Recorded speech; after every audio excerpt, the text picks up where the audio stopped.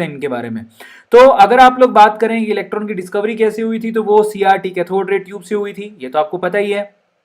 Cathode ray tube से हम जो सर जे जे थॉमसन है उन्होंने क्या किया था, इलेक्ट्रॉन को बेसिकली डिस्कवर किया था।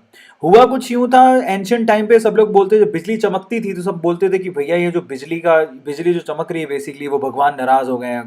तो ऐसा करके वो लोगों को डराया करते थे। तो ये लोग जो नास्तिक थे, जो साइंस में बिलीव करते, वो कहते हैं भैया ये सब फालतू बातें हैं, और ये जो ऊपर ये जो बिजली चमक रही है उसको हम लोग अपनी लेबोरेटरी में भी प्रोड्यूस कर सकते हैं। फाइनली सीआरटी को बनाया गया, और यहाँ से कैथोड वेव्स निकली, और जिससे वो इलेक्ट्रिसिटी प्रोड्यूस होने वाला फिनोमिना लैब में भी करवाया गया। बाद में पता लगा कि कैथोड से जो रेज निकल रही हैं और एक्चुअली वो क्या नेगेटिवली चार्ज पार्टिकल से बनी है, जिनको इलेक्ट्रॉन नाम दिया गया।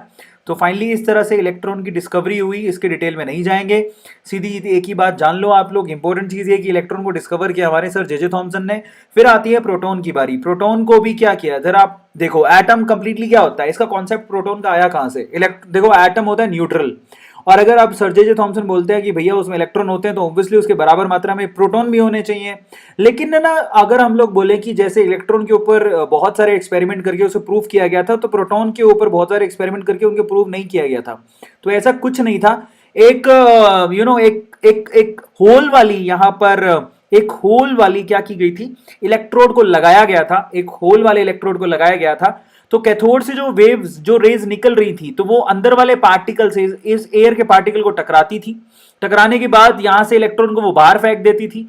तो पीछे क्या होता था, पीछे प्रोटॉन, भाई ऑब्वियसली अगर इलेक्ट्रॉन बाहर निकल गया, जैसे हीलियम लिया, हाइड्रोजन गैस लिया, तो हाइड्रोजन गैस में आपको पता है कि एक इलेक्ट्रॉन और एक प्रोटॉन होता है। अगर किसी की टक्कर से इलेक्ट्रॉन बाहर निकल गया तो पीछे प्रोटॉन बचेगा। तो बेसिकली H प्लस को ही प्रोटॉन कहा जाता है, और प्रोटॉन की खुद की कोई एग्जिस्टेंस नहीं है।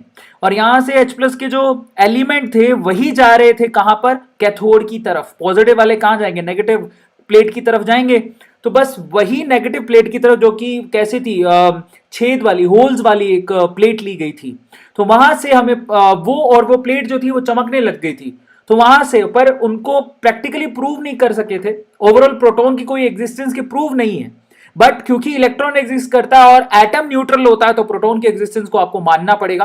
बट ओवरऑल प्रोटॉन के लिए भी सीआरटी को यूज किया गया था, उसकी एग्जिस्टेंस को प्रूव करने के लिए, ठीक है। और जिसको प्रूव एक्चुअली न्यूक्लियस में होता है, किसने प्रूव किया था, रदरफोर्ड ने, ठीक है। और न्यूट्रॉन की डिस्कवरी भी बहुत ही लाजवाब थी, और न्यूट्रॉन की डिस्कवरी बेसिकली जेम्स चैडविक ने की थी।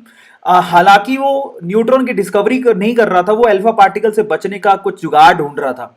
बट जब बहुत रेडिएशन, कोई भी रेडिएशन किसी भी मेटल की प्लेट पे डाल रहे थे, तो उस मेटल की प्लेट से एनर्जी को गेन करने के बाद, मतलब वो वेव से एनर्जी को गेन करने के बाद, ये जो बरीलियम की जो मेटल प्लेट थी, तो कुछ पार्टिकल को बाहर फेंक रही थी।